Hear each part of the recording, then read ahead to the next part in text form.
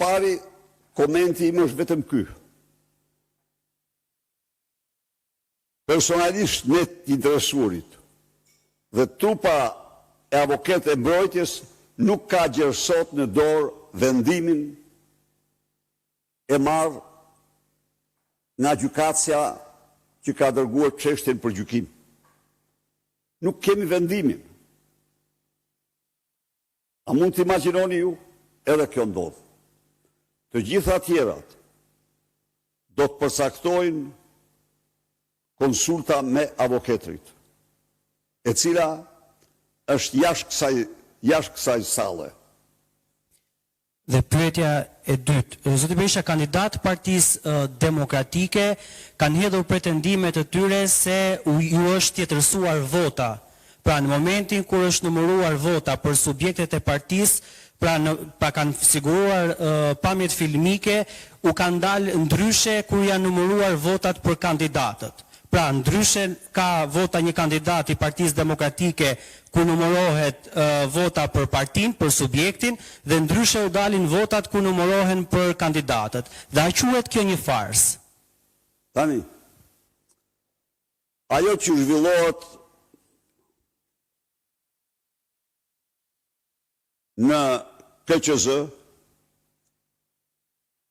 do ta kenë të qartë të gjithë shqiptarët se qëndrimi i parë, numër 1, i Partisë Demokratike dhe Aleancës për Shqipërinë madhështore është ky. Nuk pranojmë legjimitetin e këtyre zgjedhjeve. Prandaj dhe nëse keni ndjekur, ne kemi paditur çdo qark për legjimitetin e zgjedhjeve. Dakord? Dhe kemi dokumenta të pafundme. Ky është qëndrimi i parë i yni dhe 2. Transparenca është jo që është parimi pa kundërshtueshëm, është e drejtë e pa kundërshtueshme e çdo individi.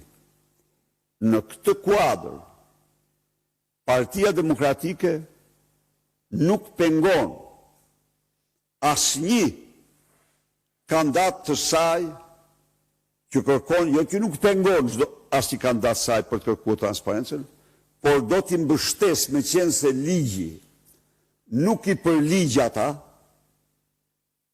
nuk i përligj kandidatët, që duhet i përligjte për mendimin tim, sepse kandidati mund të jetë dhe i pavarur, apo jo. Por në kushtet kur ligji nuk i përligj dhe duhet autorizimi apo duhet mbështetja e partisë në këtë proces, se cili që kërkon transparencën do mbështetet pa asnjë lloj paragjykimi. Edhe njërë, nuk ka paragjykim. Pra, duhet t'i dallojmë këto dy gjëra. Partia nuk njeh legjimitetin e këtyre zgjedhjeve, prandaj dhe po kërkon për çdo qark. Tani Osman e marr vesh në atë punë.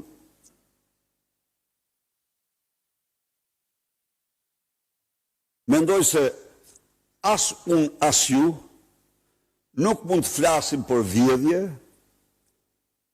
për gjërat pa provuara. Ata që dyshojnë se u janë devijuar votat, ata ne u themi u mbështesim për transparencë, por kjo nuk vjen.